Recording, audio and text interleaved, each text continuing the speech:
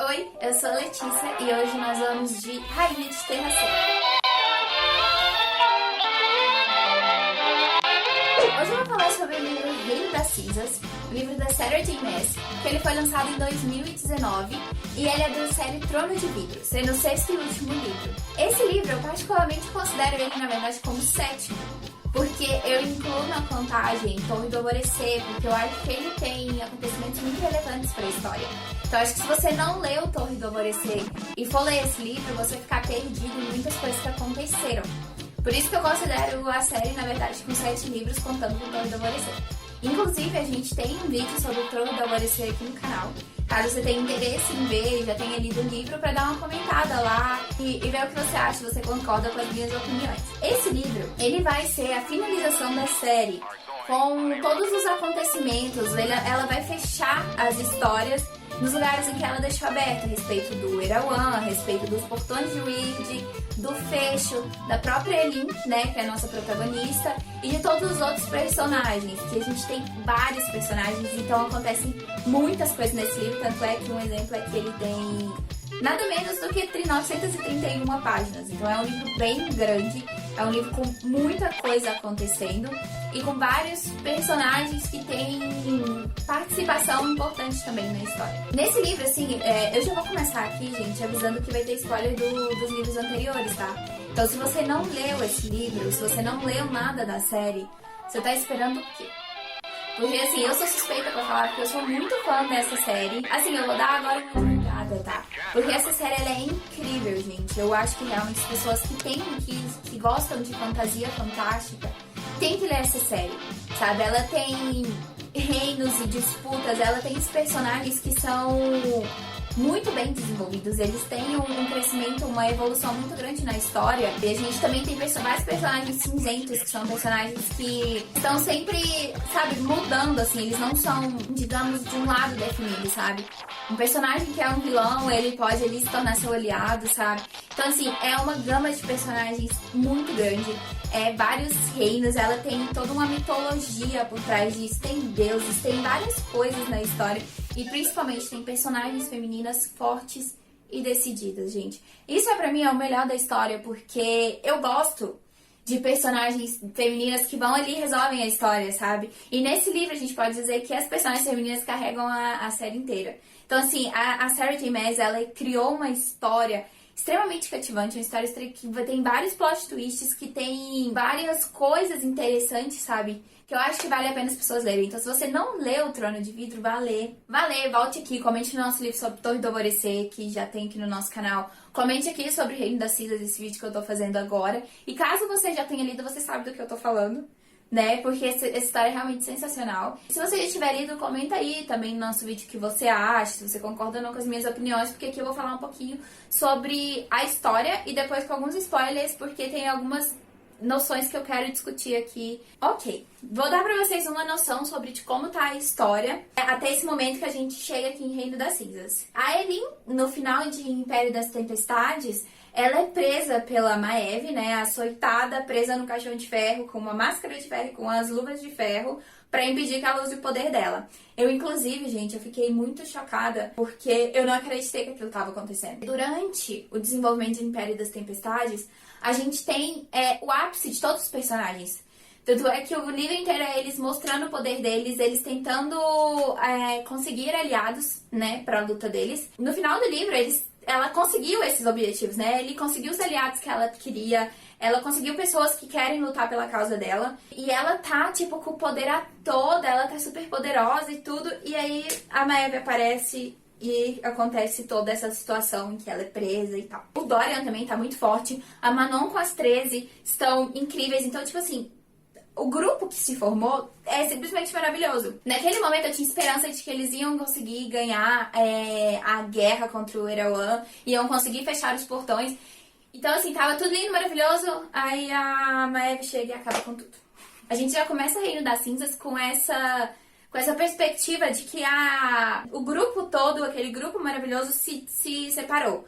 Alguns foram procurar aliados, outros foram atrás da Elin pra salvar ela e outros foram direto pra guerra. Porque a guerra tava acontecendo. E caso a Eileen estivesse ali ou não, ela ia continuar acontecendo. Só que eles têm aquele plano da Lissandra como uma metamorfa.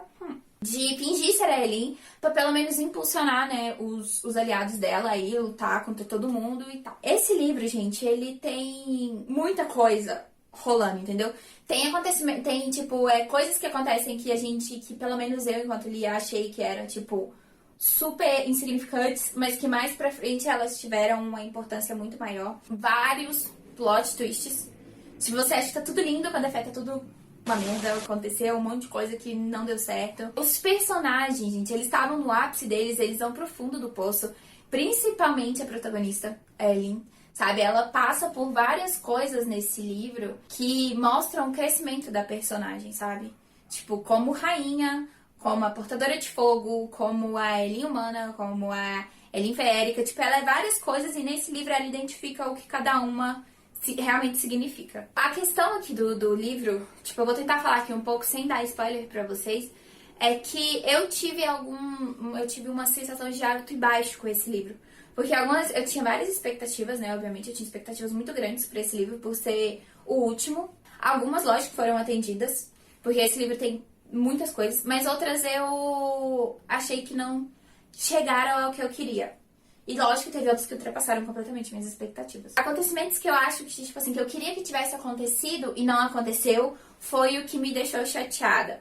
Às vezes, acontecimentos que eu esperava que se desenrolassem de outro jeito me surpreenderam completamente. Você tem ponto de vista da Eileen, você tem ponto de vista da Manon, você tem ponto de vista do Chaol com o exército do Colgan.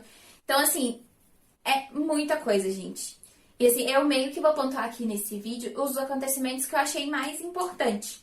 Tá? Porque eu não vou conseguir falar sobre o livro inteiro, até porque 931 páginas, gente. É muito grande o livro.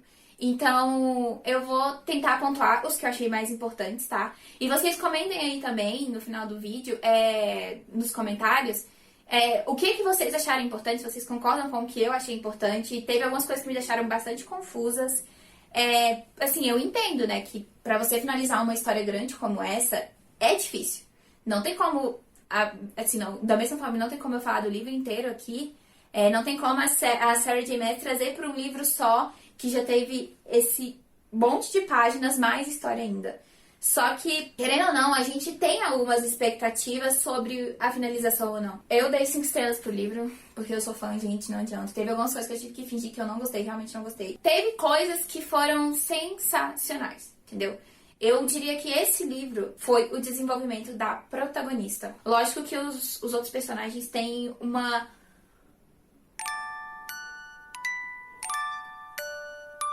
Lógico que os outros personagens têm uma importância muito grande na história. Só que, assim, a gente tem que pensar que ela é a protagonista, entendeu? Ela tinha uma carga muito mais pesada com relação a isso, principalmente com relação à guerra, do que os outros personagens. O que eu posso falar desse livro sem spoiler é que ele vale muito a pena ser lido, tá bom? Se você já é fã da série, você vai ler de qualquer jeito. Se você ainda não conhece a série, leia, porque ela é muito boa. Eu, na verdade, até dei uma empurrada com a barriga durante a leitura desse livro, porque eu não queria terminar ele, sabe? Eu tava com aquela sensação de perda, sabe? Porque no momento que eu terminasse o livro, eu não teria mais aqueles personagens pra me acompanhar, porque eu acompanho a história desde o segundo livro, desde o lançamento do segundo livro. Então, eu tinha uma carga emocional com relação a isso, então eu preferi evitar, então por isso que eu fui ler ele só esse ano, por mais que ele tenha sido lançado ano passado. A primeira coisa que eu quero comentar, com spoiler, é sobre a Eileen. Enquanto ela estava presa e sendo torturada pelas pessoas que trabalhavam pela Maeve, ela se quebrou muito, sabe? Tanto assim, muitas partes no livro ela falando pra si mesma que ela não tá quebrada, que ela tá bem, que ela vai conseguir superar isso.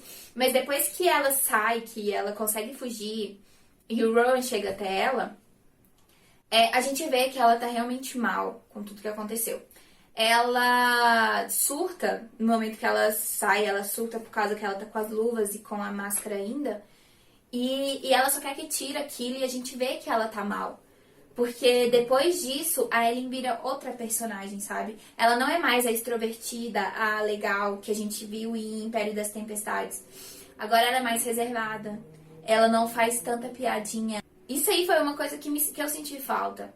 Porque eu gostava muito da Eileen Selena, diria assim, sabe? Aquela assassina, toda decidida, dona de si, que não tinha problema com nada e tudo. Tipo, eu gostava disso, sabe? É uma coisa que me cativou bastante na protagonista. E aí, nesse livro, a gente não vê tanto. Porque a gente vê mais a parte humana da Eileen, sabe? Ela cresce bastante, sabe?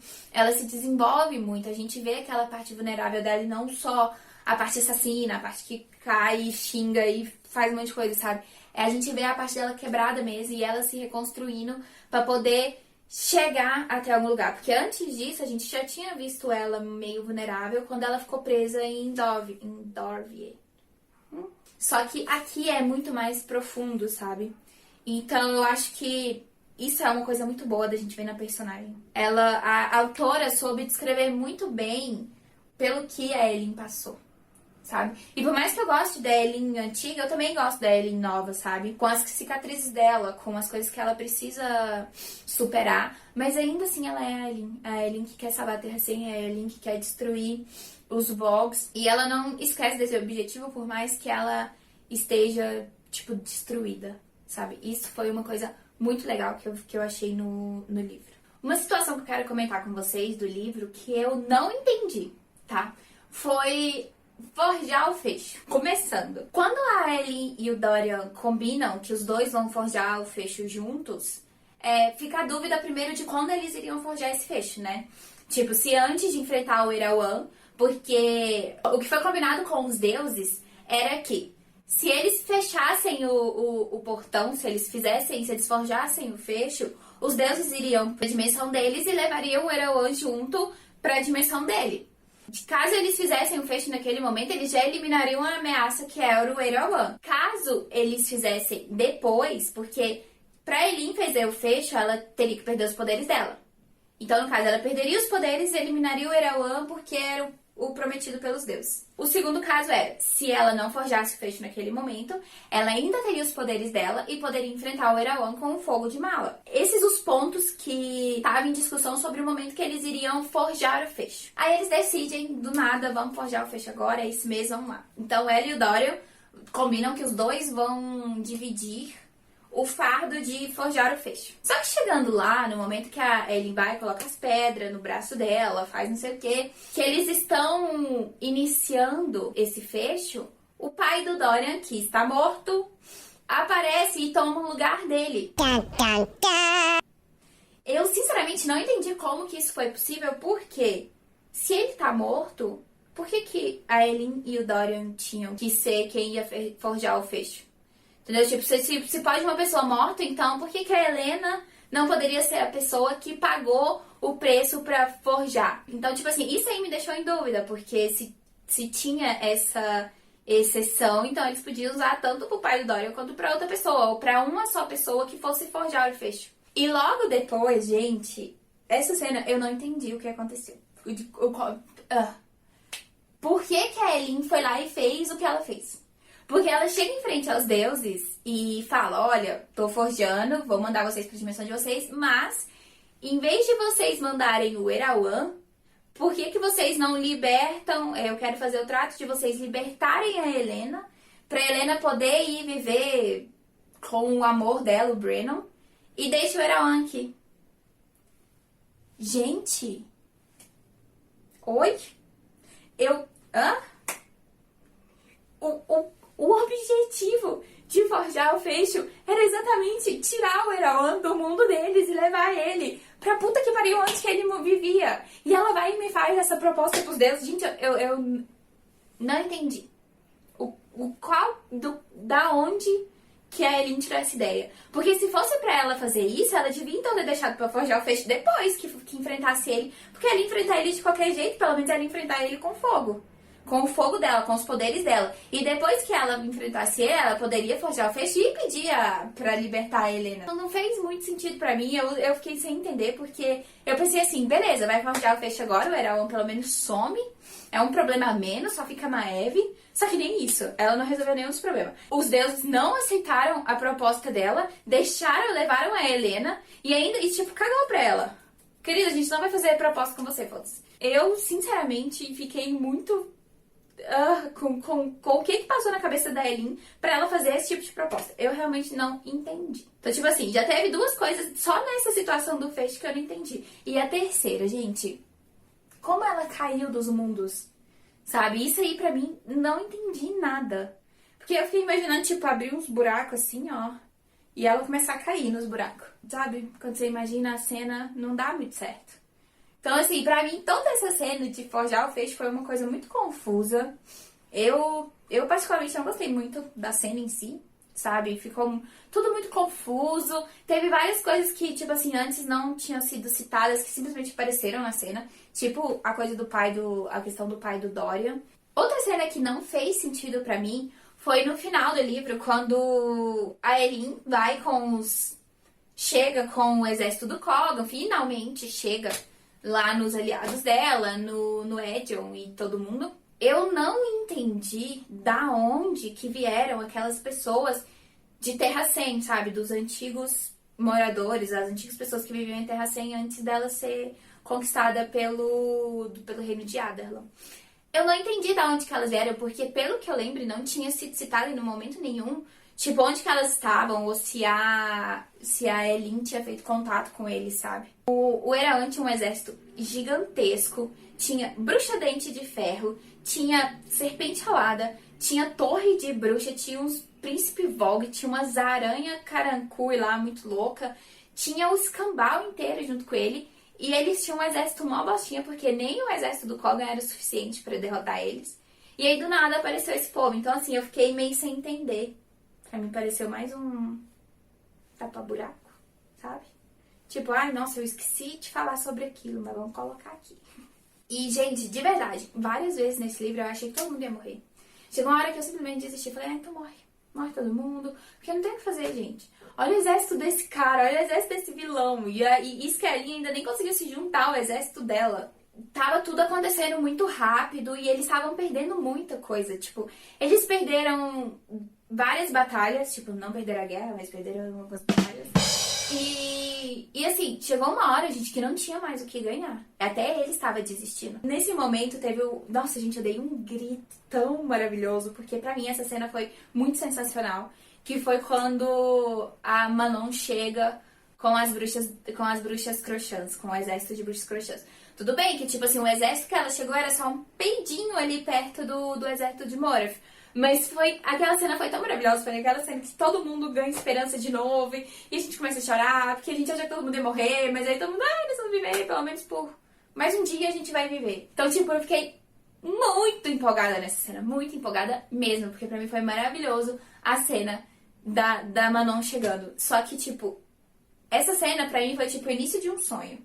Aí, um pouquinho depois, porque logo depois deles se juntarem e tal, é a cena que as 13 da Manon se sacrificam. Gente, no livro tem várias cenas emocionantes, mas essa foi a única que eu realmente chorei. Porque as 13 se sacrificarem, tipo, em prol igual elas falaram, por um mundo melhor, foi muito bonita a cena, sabe? Porque a Manon não pode mais lutar porque o Abraxas foi machucado pelas pernas amarelas lá. E a torre de bruxa tá chegando e ela causa um estrago gigantesco. E todo mundo começa a desesperar. E aí as 13 só olham umas pras outras, balançam a cabeça e falam, beleza, é agora que a gente vai ter que fazer alguma coisa. E elas vai lá e, tipo, morrem todas, morrem uma por uma e explica, tipo...